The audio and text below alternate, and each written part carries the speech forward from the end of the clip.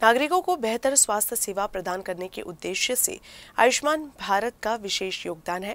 Ayushman Bharat mission Maharashtra के तहत 12.5 करोड़ जनता को इस योजना से जोड़ा गया है।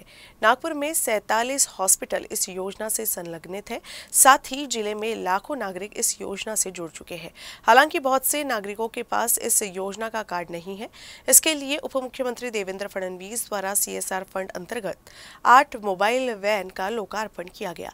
इस संबंध में आयुष्मान भारत मिशन महाराष्ट्र समिति के प्रमुख डॉक्टर ओम प्रकाश शेटे ने जानकारी दी।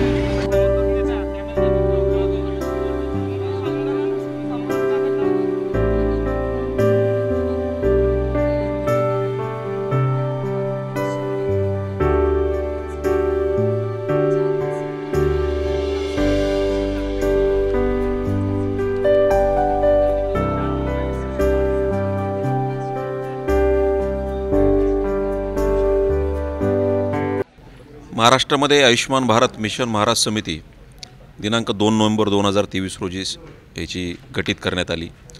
5 लाख रुपयाचा लाभ महाराष्ट्रातल्या 12.5 कोटी जनतेपर्यंत पोहोचण्याचं ध्येय घेऊन आम्ही काम करत असताना राज्याच्या 30 जिल्ह्यामध्ये म्हणजे आज 30वा जिल्हा आहे दौरा करता आला आणि नागपूरच्या दौऱ्यामध्ये आजच्या बैठकीमध्ये चांगल्या पद्धतीचे निर्णय आणि चांगल्या पद्धतीचा आढावा आम्हाला घेता आला।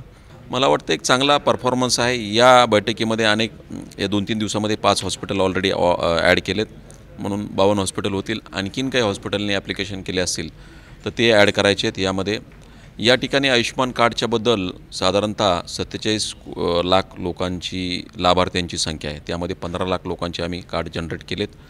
अर्थात 32% कार्ड जनरेट झालेत, परंतु आज माननीय फडणवीस साहेबांनी त्यांनी एक CSRच्या माध्यमातून 8 मोबाईल व्हॅन लोकांना कार्ड काढण्यासाठी आता शहरामध्ये आज लोकार्पण सोहळा झाला आहे। त्या माध्यमातून जास्तीत जास्त लोकांनी फ्री ऑफ कॉस्टमध्ये हे कार्ड जनरेट करावेत असं मी आपल्याद्वारे आवाहन करतो।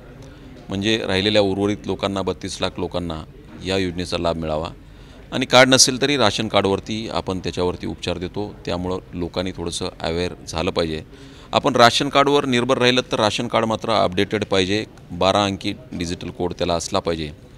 मला वाटतं या ठिकाणी खूप चांगल्या पद्धतीची बैठक झाली।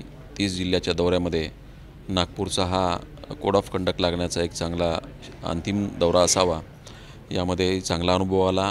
काही हॉस्पिटलच्या संवाद साधत असताना ज्या तक्रारी असतील किंवा अडचणी असतील त्यावरती आम्ही प्रामाणिकपणे प्रयत्न करतोय की यामध्ये मार्ग काढण्यासाठी जेवढं काही करता येईल तेवढं करा।